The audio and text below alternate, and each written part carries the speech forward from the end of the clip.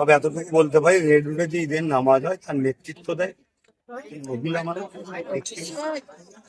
ইসলাম ধর্মকে অপমান করা হচ্ছে, ওটা বন্ধ হয়ে যাওয়াই দরকার। ওখানে ধর্মের নামে অধর্ম চলছে, কথা বুঝে আসছে। ওখানে নামাজ হচ্ছে না নামাজের সামনে রাজনীতি হচ্ছে, কিন্তু কি ব্যাপারটা হয়েছে এটা আমাকে ভালো করে তদন্ত করতে হবে, জানি না। যে শক্তিতে তারা আইন তৈরি করেছে ওই শক্তি দখল করতে হবে। বলুন ওই শক্তির নাম কি? জোরে বলুন। আপনার মসজিদে পুলিশ তালা মারতে আসবে কাদের ইশারায়? কাদের ইশারায়? আপনার ঈদগাতে তালা মারতে আসবে কাদের ইশারায়? আপনার খানকাতে তালা মারতে আসবে কাদের ইশারায়? আপনার কি বলে কবরস্থানে তালা মারতে আসবে কাদের ইশারায়? রাজ পাওয়ার যাদের হাতে আছে, তাই পুলিশ বন্ধুদের ঘরে গালি না দিয়ে, তাদের সমালোচনা না করে নিজের ভুলকে বুঝতে শেখো। পুলিশ বন্ধুদের ওপরও তোমার যেন পাওয়ারটা থাকে, ওই রাজ পাওয়ারকে তোমাকে দখল করতে হবে। তুমি যদি রাজ পাওয়ার দখল করতে পারো তাহলে প্রশাসনকে হুকুমও কেউ করবে না, তোমার মসজিদে কেউ তালা মারতে আসবে না, তোমার মাদ্রাসা কেউ তালা মারতে আসবে না, তোমার ঈদগাতে কেউ বুলডোজার দিতে আসবে না। কেন? তোমার হাতেই তো পুলিশের পাওয়ার আছে, ওই পাওয়ারটা নাম হলো রাজ পাওয়ার। তাই রাজ পাওয়ার দিয়ে যেমন আইন করেছে, আগামী দিন আসো আমরা গর্জে উঠি, রাজ পাওয়ার তৈরি করি। হতে পারে 5 বছর 10 বছর সময় লাগবে, কিন্তু অবশ্যই আমরা আমাদের সম্পদকে ফিরে পাবো, এই পাওয়ারের দ্বারা ফিরে পাবো। আপনারা কি নিজেদের ঐতিহ্যকে বাঁচাবার জন্য দালালি ছেড়ে দিয়ে, দলদাস ছেড়ে দিয়ে নিজেদের রাজ পাওয়ার করতে রাজি আছেন? রাজি আছেন? রাজি আছেন?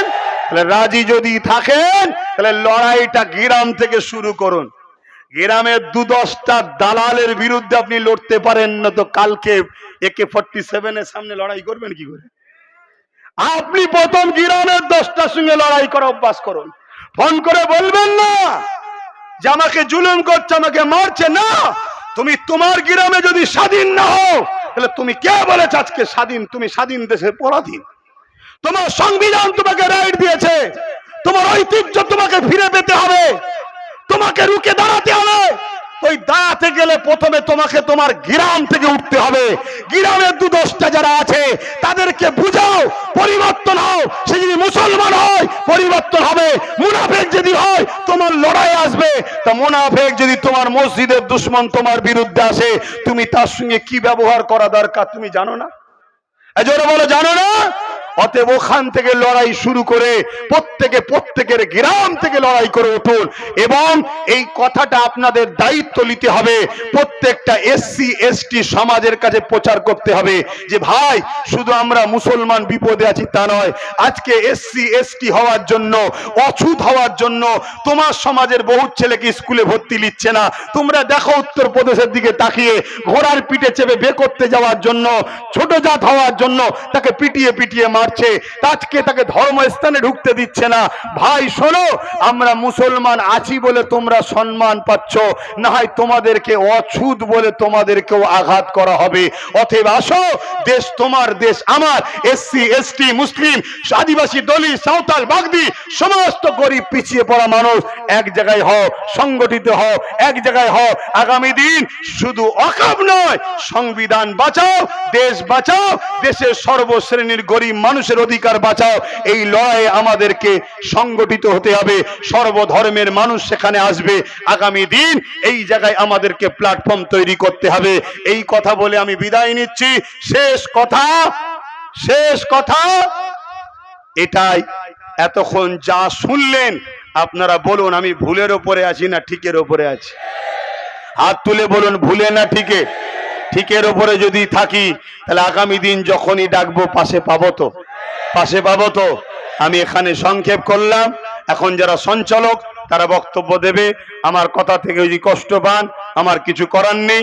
দেশের স্বার্থে, ধর্মের স্বার্থে ঐক্য হতে হবে। আসুন সকলে স্লোগান দেন, দাঁড়িয়ে যান, সকলে স্লোগান দেন। ভারতবর্ষ, ভারতবর্ষ, ভারতবর্ষের সংবিধান, ভারতবর্ষের সংবিধান, সর্বধর্মের মানুষের ঐক্যের ভারতবর্ষ, সর্বধর্মের মানুষের ঐক্যের ভারতবর্ষ, ভারতবর্ষের সংবিধান। ওয়াকফ কালা কানুন মানছি না, মানব না। ওয়াকফ কালা কানুন মানছি না, মানবো না। ওয়াকফ কালা কানুন মানছি না, মানবো না। ফুরফুরা শরীফ আহলে সুন্নাত ওয়াল জামাআত নারে দিবে। আসসালামু আলাইকুম ওয়া রাহমাতুল্লাহি ওয়া বারাকাতুহু। আজকের বিষয় কি আপনাদের জানতে আর বাকি কারো নাই, তারপরেও লাস্টে বক্তব্য দেওয়া খুব সমস্যা। আগে যারা আছে সব তো বলে দেয়, তবে তাদের থেকে নিয়েই আমি একটু একটু করে শুধু আপনাদের বলবো। কিন্তু আপনাদের 15-20 মিনিট ধৈর্য ধরার সময় আছে তো নাকি? কেন এখানে তো কাউকে বিরিয়ানি দিয়ে আর পয়সা দিয়ে আনা হয়নি, তাই টেনশন হয় যে থাকে কিনা। তবে এতটুকু বুঝি, যেখানে বিরিয়ানি ও পয়সাও কাজ হয় না, সেই জায়গাটা হলো ইমানের মোহাব্বতের ভালোবাসা, যে সম্পর্কে আজকে আপনারা এসে দাঁড়িয়েছেন। আজকের বিষয় সাকরাইল ফুরফুরা শরীফ আহলে সুন্নাত ওয়াল জামাতে থানা কমিটির ব্যবস্থাপনাতে করা হয়েছে কাশ্মীরের পহেলগামে একদল সন্ত্রাসবাদীদের বর্বরোচিত হামলা। আমার ভারতবর্ষের নিরীহ 26 জনের প্রাণ গেছে। আমরা নিন্দা শুধু জানাই। দুঃখের বিষয়, আমাদের হাতে ক্ষমতা তো নাই এর বেশি কিছু করার। তবে কখনো কখনো মনে হয় যদি ক্ষমতা থাকতো, ওই সন্ত্রাসবাদীদেরকে নিয়ে এসেও আমরা প্রকাশ্য দিল্লির রাজপথে তাদেরকে এমন মর্মান্তিক ভাবে শাস্তি দেওয়া হতো, যাতে করে কোনোদিন কেউ না ভারতীয়দের উপরে জুলুম করার স্বপ্ন আর কেউ দেখে।